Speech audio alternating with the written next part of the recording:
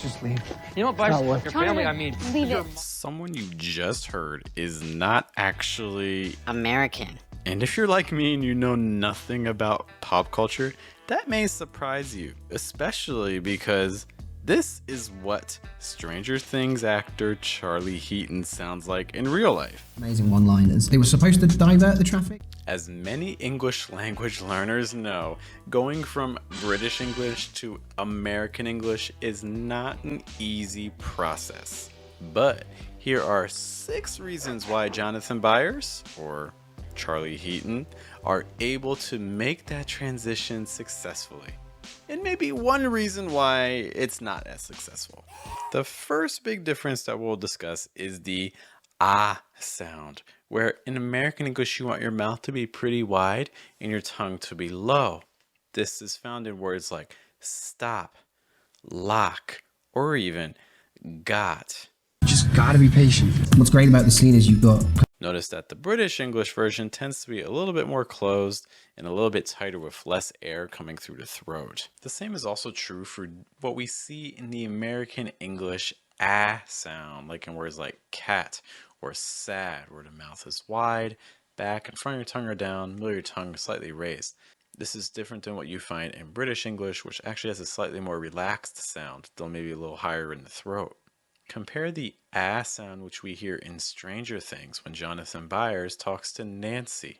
Nancy! Nancy! Nancy! It sounds a little bit different than how Charlie Heaton talks in real life. Between him and Nancy. You can find a similar situation for the American English aw sound, which you can find in words like law or brought.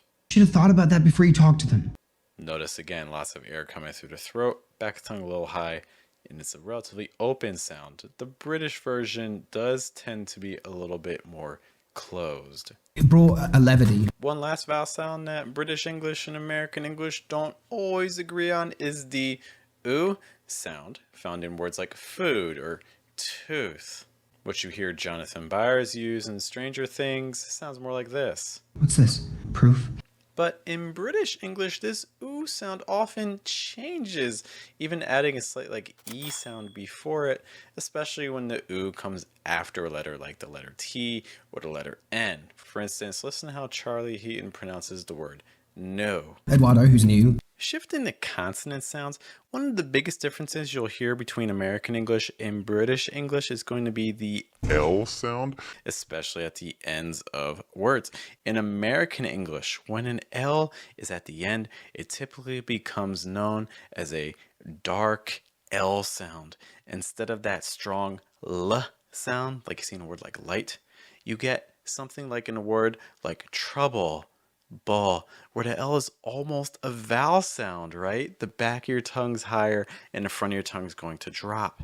So again, trouble, level, incredible. No, it's just kind of incredible. Wall. He's just off the wall.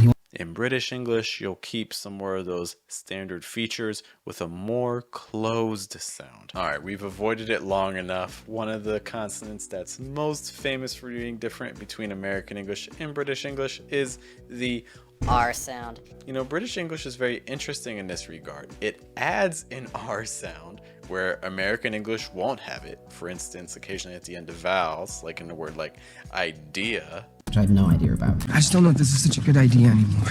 That it was a bad idea. But there's other situations where British English will remove the R sound, especially when the R comes before a consonant, like in words like learn, or heard, or desert. These amazing one-liners. They were supposed to divert the traffic, spent the whole morning shooting it, but it's in the desert. Yeah, I don't know how Jonathan Byers or Charlie Heaton is able to switch between these accents without having much of an issue.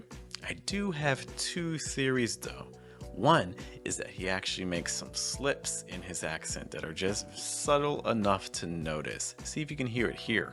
Me kind of going to run and jump through the window.